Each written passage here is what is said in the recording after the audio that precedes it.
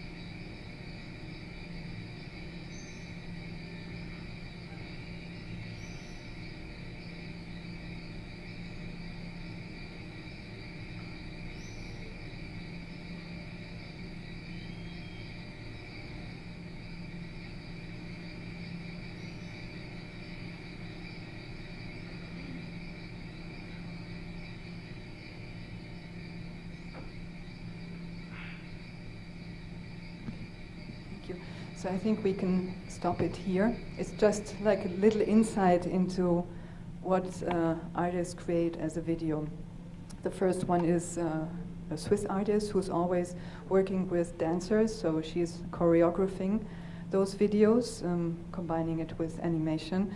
And she obviously was talking about food and cooking of today and preparation of food in the future, how it will be, like GMO, on a GMO basis, everything wrapped into plastic, everything artificially produced. And bees, for example, they are going to be replaced by human beings, like it is happening in China already, because the bees are dying in China and they need human beings to pollinate the different fruit trees, for example. And bees, as you know, are a very important key factor in nutrition, in the existence of humankind. It is said that if bees die, human beings only have 4 more years to live, to survive, because we are depending on pollination of the bees.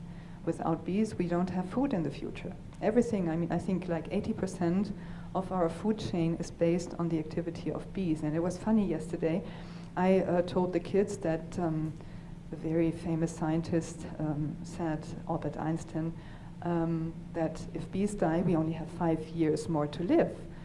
And a small girl, like 6 or 7 years old, she said, no, that's not right. It's 4 years only.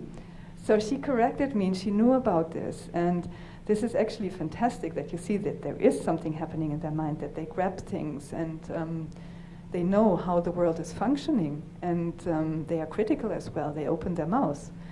And so this is the video of, this was the video of Katia Loa, the Swiss artist. And the second one is Lia Chaya from Brazil, who was using real images, but in a very symbolical way, like talking through images to tell us that we are actually eating our landscape. And one of the teachers yesterday interpreted the videos in a new way, which I haven't seen before. The urban landscape, she's devouring, she's eating it very fastly and stressed, like how we are in the city. We don't really take our time to eat, we don't sit down, we are eating in between meetings, we are always stressed, rushing around, and then eating like huge quantities because we are not like meditating while we are eating. And the natural environment, the jungle with the nice music and the birds in the back, she's eating it slowly, but at the same time, human beings are eating both.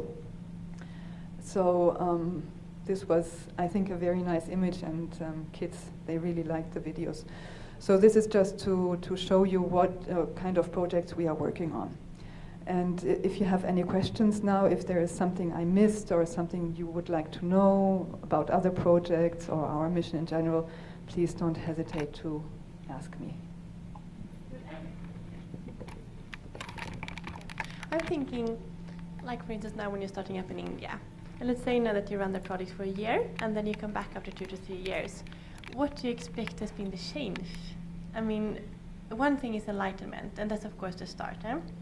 And you know that the kids go home and discuss with the parents, and you know that kids today everywhere, they influence a lot what you do and what you consume. But what do you want to see the big change? Well, this is why we actually like to work with schools and universities, because that's where we can measure the results of our projects. We can give tools to the teachers, to the school in general, to the administration, to the curriculum, so that they really build on what we started. Most of the schools, they already have something like an educational program which is focusing onto environmental issues.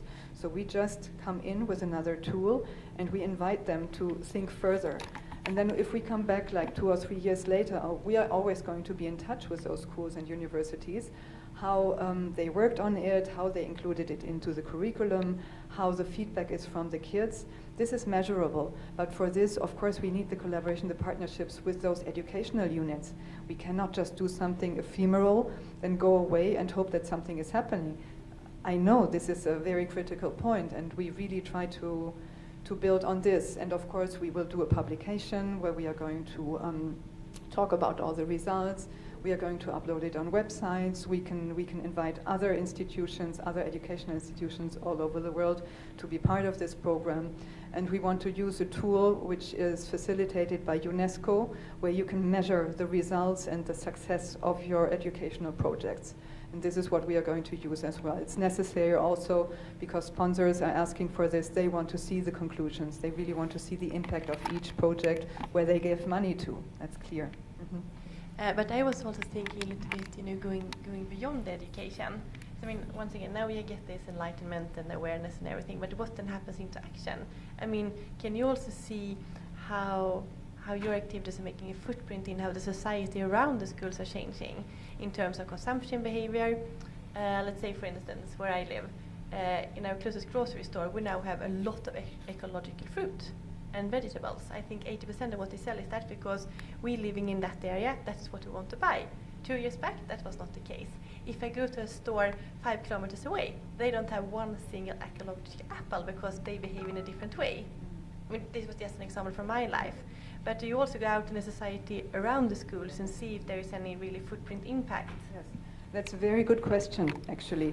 This is why we want to include policymakers as well. And in India, you don't have this access to sustainable food immediately. It always goes through middlemen. That's what I heard.